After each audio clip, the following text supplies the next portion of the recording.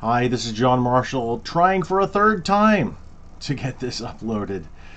Made and uploaded. Alright, so here we go. This is a school in Colorado. I don't have the name. I forgot to get it. But anyway, they're the Wolverines. And you'll see a certain image at the very end that will tell you what they are. Alright, oh, I'll tell you what. I'm going to pause, enlarge my cursor. Hold on. Okay, if it's not one thing, it's another, isn't it? All right. So we're going to go ahead now. As the team enters, let me pause really quickly here. Sorry. I know. When I first made the audio, it was about 46 minutes. When I made the first video that I had a malfunction here, I was around 44 minutes, so I'm going to try and not make it as long. But there's a lot to talk about in here, and it just happens. All right, and I need a haircut. Anyway, as the team enters, I'll try and go through this as quickly as possible. As the team enters, you got a left foot stomp. You need to eliminate the left foot stomp for every single time you travel. It seems that there is a, and now that I've gone through this routine 3 times, it seems that there is a point at which, after the single file line where you have the ripple line, it seems that after that ripple line, the routine is completely different. It's like it was somebody else's idea. It's it's everything starting here leading up to the ripple line, that it's all it's all a different idea, or somebody else's idea. So as you're doing this, this single stomp works for a little while. But what you have is the stomping, and it's continuous throughout the first part of the routine, and I'm going to be direct. I don't want to insult anyone ever, but it's boring. It really is. It's monotonous. So you need to get away from relying on this left foot stomp. You don't want to have monotony in your routine. What you want to do is engage your audience all the time. And if you can't engage the audience all the time, then the audience is, we've got these cell phones now, and they're absolutely everywhere. So what you don't want to see when you look up in the stands is this. Whatever their hands are doing.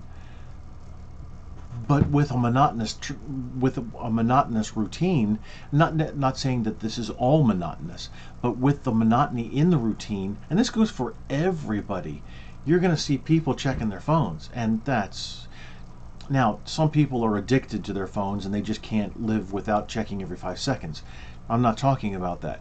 I'm talking about having people, it used to be that they would stare off into space, or they check their program. DrillMaster used to issue out programs many years ago when I was a cadet, and I actually still have some of those. So the entrance is fine for this stomp. That's okay. But then you have this facing movement and all across here, especially this young man right here. There's varied technique on that center, or it's not necessarily a center face, it's the facing the audience. So we have a excuse me, we have a right face and a left face here, which is fine, but we have different technique. And you can see the feet. You watch his feet, and yes, I'm singling you out, but it's not on a negative, necessarily a personal negative. It's a negative because of the variation of technique that we have throughout the team. And here on this facing movement, we want that sameness at this time. So there's different variations of technique. There's vertical and horizontal. When we have vertical, that's at one moment in time. So this is vertical variation of technique. You don't want that.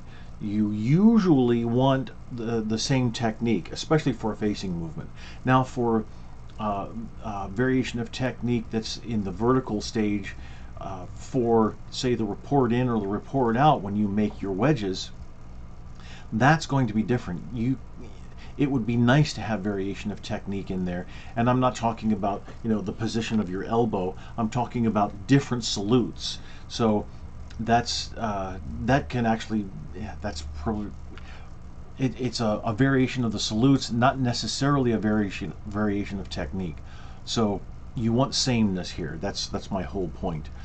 Now, the team comes in, doesn't do anything, and then faces away from the audience and marches away from the audience. Why? Is that the most effective entrance that you can create? What I would suggest, highly suggest, is that you come in and do something right then and there. Now you have this, then you have the team marching back to stopping at the commander stops at half court, and then the rest of the team keeps marching to form the wedge, which is fine, that's good. It's a slower way to form the wedge, but my point is here, you've marched all the way back to the back court here, to the opposite side of the basketball court to form your wedge. Why are you so far away? What I suggest is that the team march backwards for a couple of steps and then turn around. Now the commander wouldn't have to turn around, because what I suggest, everybody, the line was about right here, in front of this white line. It looks like a white line. It was between the outer boundary there, that big black line with the X, and then the white line. So the whole team formed up here, turned around, and you could have stopped. The commander could have stopped right there where the black line and the white line intersect. So 2 steps backwards, and then it looks like you're staggering the step 1 step behind, so that you have that, you create that wedge effect there. So you could have this transition going from the straight line to the wedge happen much faster, and plus you're more in the power zone, and that's what you want for report in, report out. You want that power there. The wedge is a powerful tool to use. It's a powerful visual, but since you have it at the back of the court, it's weak. So let me go over weak and strong here. And I'd love to be able to draw on this. Maybe one day I'll figure out how to do that. All right, so we have this black line that goes down the center of the court. This is side 1, and this is side 2. So over here we have side 1. This is weak, this is light. Now it's not necessarily weak for everything, and it doesn't mean necessarily weak and side 2 being strong. That's not necessarily the what I want to get across to you. This side 2 is strong and heavy. So we have light and heavy, weak and strong.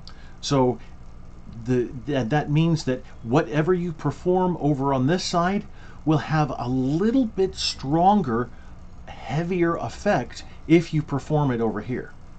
Now, since you have the team divided between here, it's the mirror image here is going to be the same.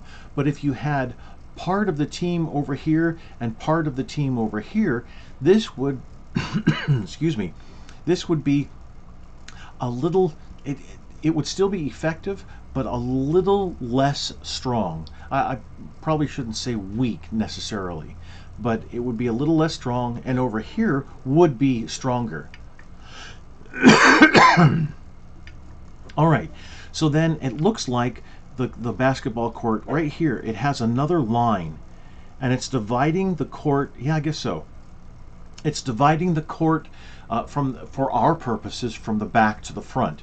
All right, so everything behind the line at the back court back here, that's going to come across as weaker. We're talking about communication, not necessarily, you know, the strength here, or kicking sand in a guy's face who's a weakling, that type of thing. That's not the purpose here. It's the stronger communication, and even less strong, weaker communication. All right, so we have the dividing line here in the center, dividing left and right, and I like to use what I've been trained in judging, to use side 1 and side 2, back and front, because when we start talking about left and right, then, well, who's left? Well, if we keep saying audience left, audience right, or stage left, stage right, then it can be a bit confusing for those who don't understand the difference between audience and stage. You're marching on a stage. A performance area is always a stage of sorts. So it just becomes a little easier to say side 1, side 2 when we're talking about that. All right, so in the foreground here, if we were to divide the court into 4 pieces, right here where the arrow is, this is going to be the stronger part of the weak side. The back part here, this is going to be the weakest point of the weak side. Okay, so now we're going to side 2. Side 2 here, the front is going to be the strongest part of the strong side, and then back here is going to be the weakest part of the strong side. So you have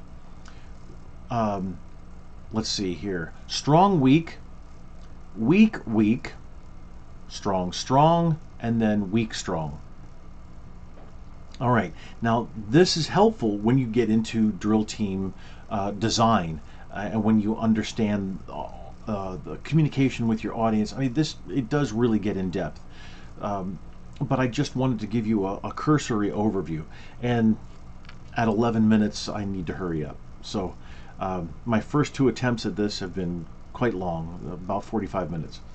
All right, so have your team start forming up at the making the wedge here, but I would highly suggest taking the first 2 steps backwards and then spinning around on a toe and heading back, getting to where you are, and then create a visual that ripples out from the center, goes out both of the angled lines then, and then ends at the end, finishes at the end of each line, and have that ripple work for you to turn everybody around. Just a variation if you want to.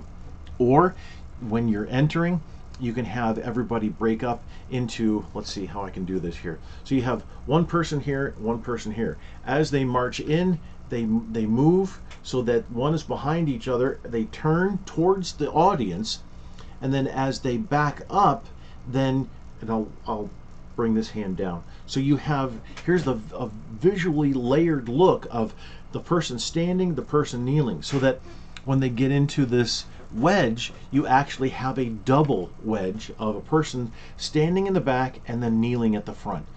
Just an idea I thought I'd throw out there. All right. So what you can see here, though, it takes a while to form the wedge.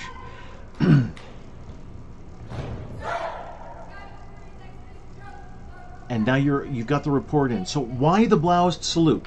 Why the tucked elbow? And I won't go into what a bloused salute is, but why that? And also, Commander, that was totally out of character to have your salute and then hit your side a couple of times. I know it's a signal. I know it's a command. The team is not necessarily a completely silent drill team. So you've reported in. You could use the last 2 words that you say, or the last 3 or so. Yes, sir, or thank you, sir, ma'am, whatever it is. You could use that as your command to execute the next movement. Drop that salute in a nice, excuse me, exhibition style type of way, but you pop that salute up there. That's regulation drill. Okay, the angle of the elbow isn't regulation, but still it's just a normal salute. Think of something that's outside of the normal salute. Now look at, now that we've stopped, look here at your timing. You have some left legs raised.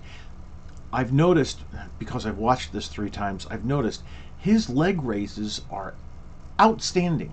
Absolutely outstanding, whereas others are kind of lifting a little bit here and there. So you have a big timing issue.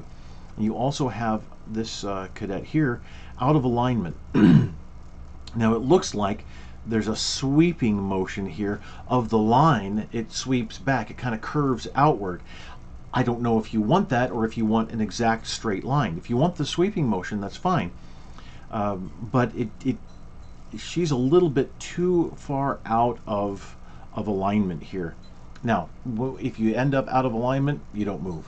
Unless you can move so that it's covered, masked, if you will, with another movement. So, all right, we'll go. Okay, some nice variation here in unarmed movement. However, look at your alignment here. So what I see in this performance is that you haven't practiced enough, and that's for certain people. So look at the alignment, and what happens is as you're moving here and then moving here, moving here, moving here, and you're stomping and you're trying to stay in line, all of these multiple responsibilities, the more you start adding in these responsibilities, the more difficulty is communicate. Well, the more difficult the performance is, but it's also communicated to the audience. And I'll just pick this cadet out just for instance. What's happening here is this cadet at this instance is forgetting about the step length. It needs to be step, step, step, step, step, step, step, step, and I appreciate the tempo changes in there. That really works well, except that when it's coupled with body movement, head movement, all these layered effects, it something gets left behind. And what usually gets left behind is footwork. That's the first thing to go. And footwork then leads to alignment issues and spacing issues. So once you practice enough, and enough is a variable term because it's applied differently to everybody on the team. Once you've practiced enough, then everything starts to work better. Remember when you first joined AFJROTC, you couldn't execute a facing movement properly. And then you learned that, and then it became simple, no big deal. And then you're marching, and then all of a sudden you have to flank, and holy cow, I can't even find my own feet to do this. And so your layers become more stacked with these different responsibilities, and you just need to practice more to enable everybody to be comfortable with these layered effects. There's the call, there's the response. I would say ditch the left stomp, get there in 8 counts, make it a normal march so that the team moves really quickly, and then this pass through almost makes it. It almost works, not bad at all. Now, Commander, why did you stomp there? And I know it was a signal, but is it necessary? Do you have to execute that stomp? Do you have to make a signal? Do you have to give that command to have the team face, to have the team do whatever they need to do next? Is it necessary? So if it's not absolutely necessary, then I would say don't do it.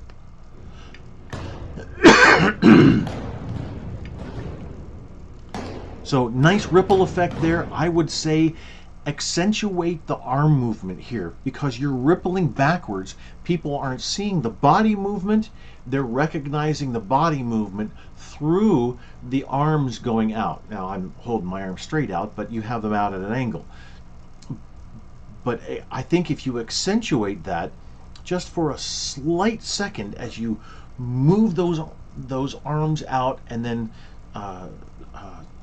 bring them in sharply to your sides, I think that would really work well. Another call, and then a response. Now that's more of a choral thing, call and response, more for singing, but it works actually well as a description here for the visual unarmed exhibition drill that we have. And that stomp even wasn't necessary. And you could have had both lines pass through again, pass, and then turn around and pass through and go to where they are here. And I love this part. I really do. I think it's just fantastic. And then, just like when the team marches in, does nothing, and then marches back, has their back to the audience for an extended period, making the wedge. It's a letdown. It really is a visual letdown. I'm excited. I'm going to see something, and then you go back to attention and march forward again. And here you could do so many things. The first two teams come to attention, and then they start to move flat or rotate different ways, so that you could have each one of these line segments rotate and move a different direction, so that you could have almost a type of scatter drill here. And here I understand the commands, I understand the stomps, but if you can do it another way, you had the first two lines stop and freeze. You had the second two lines stop and freeze. You had the third two lines stop and freeze, which that stomp right there was the signal for them to come to attention and start moving forward. And then 2 steps later, the next two steps later, the last two, and it would have worked really well and been much more of a flow. See, when you have to signal to your team, which is these stomps, especially the stomp with the hand move, the hand slaps, the thigh slaps, at the side or at the front of the leg. This is all a stop start type of sequence for your performance. When you want this horizontal flow continuously through your routine.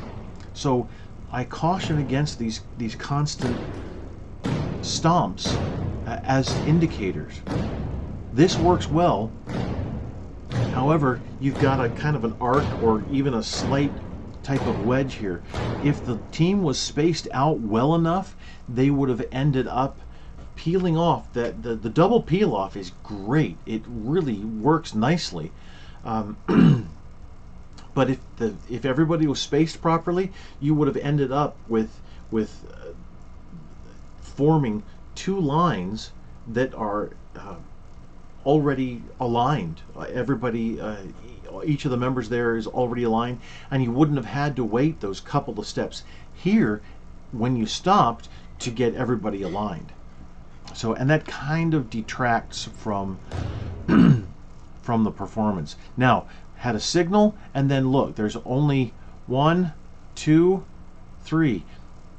Look at that. His arms are out. His leg is lifted high, really nice.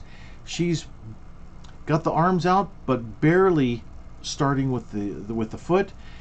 She's kinda, well, actually no. Okay, so that's just 3 people, really. Oh, she's okay, 4. She's got a little bit going there, lifting the foot, but no arm movement. So big timing issues at certain points. All right, so that's the first video. Hey, only 23 minutes.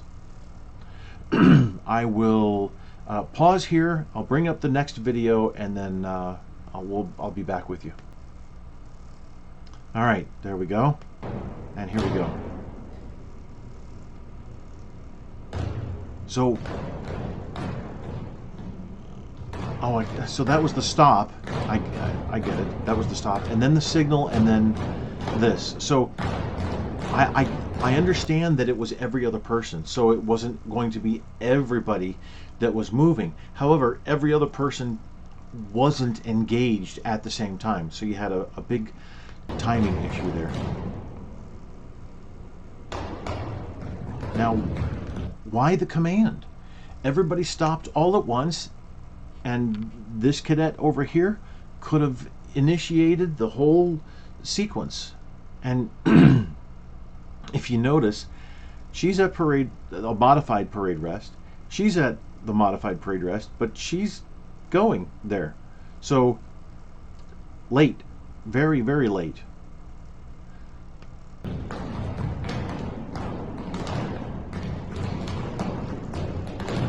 So what I noticed here, the ripples are great. You've got them going left and right, right and left. That's really good. And I even think, yeah, you kind of have a ripple going out from the center, which works well. Good.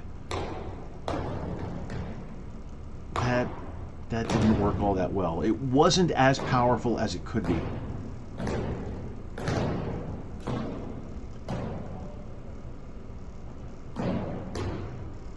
And that at the end there, it didn't work well at all with these last two coming up. It should have been it looked like about every 2 steps or so. He seemed to be early, or maybe he was late. I'm not exactly sure. So here's where you've got much more military flavor going on, and here's where the routine seems to be a completely different individual's idea.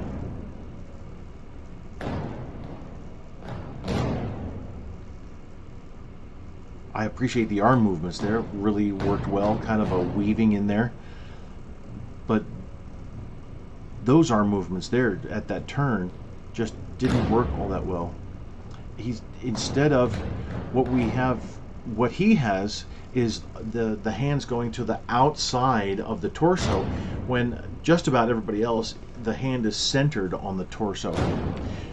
Nice slow turns here coming up. I appreciate that. But timing, you've got timing there that really needs to be worked on. Now, if you've ever seen the single or double bomb burst of the silent drill platoon, it would work here perfectly. It would be just great, even with just your arms.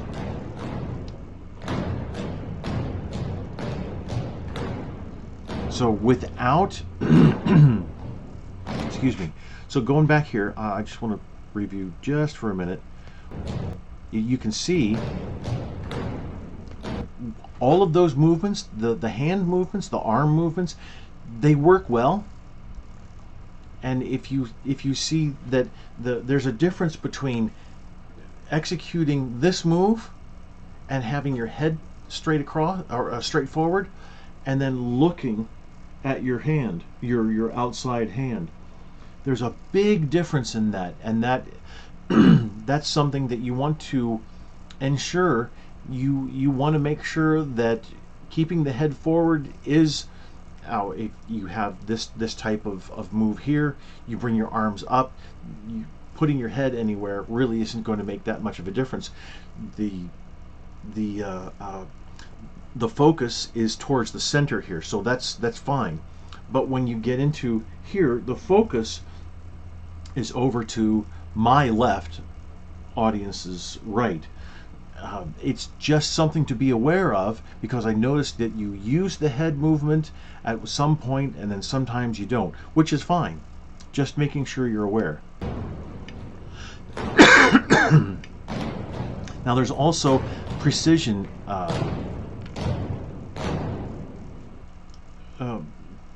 and that's finished. Okay, so there's a couple of precision issues here. Not everybody not everybody is as sharp as the others. You got here, and I'll do it. I'll get there. So make sure that even when you're practicing, when you're rehearsing, and when you're performing, all those your performance levels for all three of those different performances, your performance level is always 100%. Doesn't matter that this is possibly your AFJROTC instructor. It doesn't matter that he's the only one sitting in the audience, and whoever has the camera, and that he's seen this routine 150 times. It doesn't matter. It doesn't matter if there's nobody in there and nobody's recording. Make sure that you're performing to your utmost, even if you don't want to, because if you can handle these little tiny things, it's just high school AFJROTC exhibition drill. If you can handle this type of little thing, you can handle bigger things. later on. All right, so I will pause. Hey, not doing bad on time. I'll pause here and then I'll bring up the third video. Okay, so we have the last 2.5 minutes of the routine here. And like I was saying earlier, the silent drill platoon, the single or double bomb burst would be really a good thing, since you have that similar look of the scatter drill there with the commander in the center.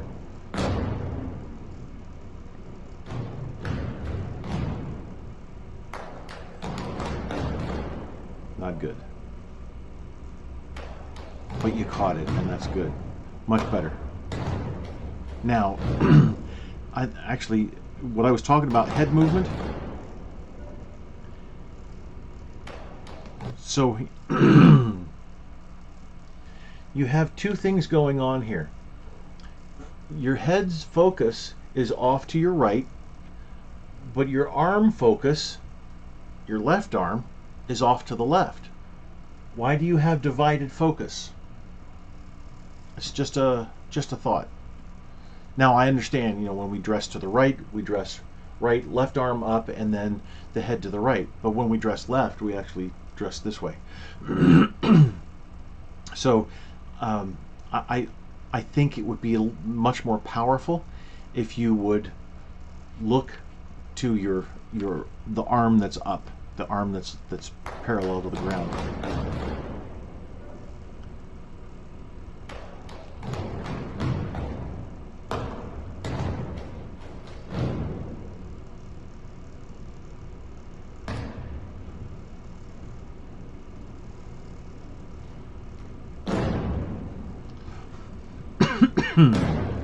Marching at an angle can be difficult, and that was lots of people trying to avoid a collision there. So you've got to have that spacing and alignment. That's the biggest kicker there.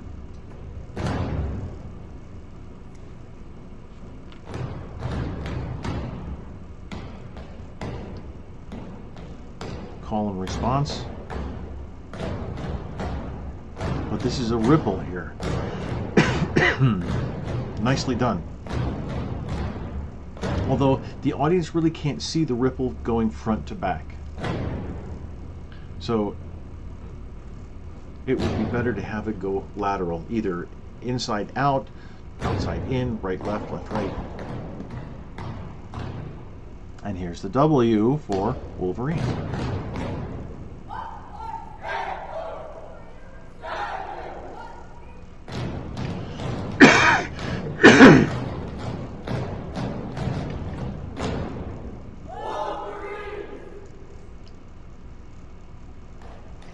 Nice beat change there with the feet.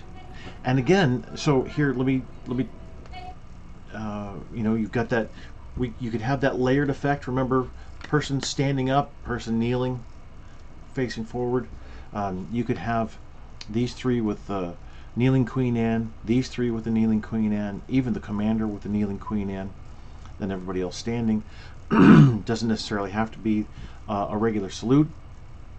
And this time you have the left hand behind the torso, which works. You can have all kinds of different variations there, and I think that would be quite powerful for you if you were to do that. So the last couple of times I hit around 45 seconds or so. I've been really trying to love the backwards march, and I think you could do that at the beginning and revisit it here. And then I have an idea here as well. You march forward, nice turn there, and then you start stomping, and then each element takes off and exits. But I really think that as the element marches forward, as each element marches forward, then you stop stomping, and then the next element marches. As soon as they take that first left step forward, they stop stomping. So then you have the whole team stomping, then only 3 elements, and then 2, and then 1, and then nothing, and everybody's marching off. And I think that would be a really nice audio and also partial video, visual way to end the routine, kind of staggering it down, staggering the sound down to nothing, and then having the team just march off. Everything's fine. You got it going. I think that would be a really good way to do that.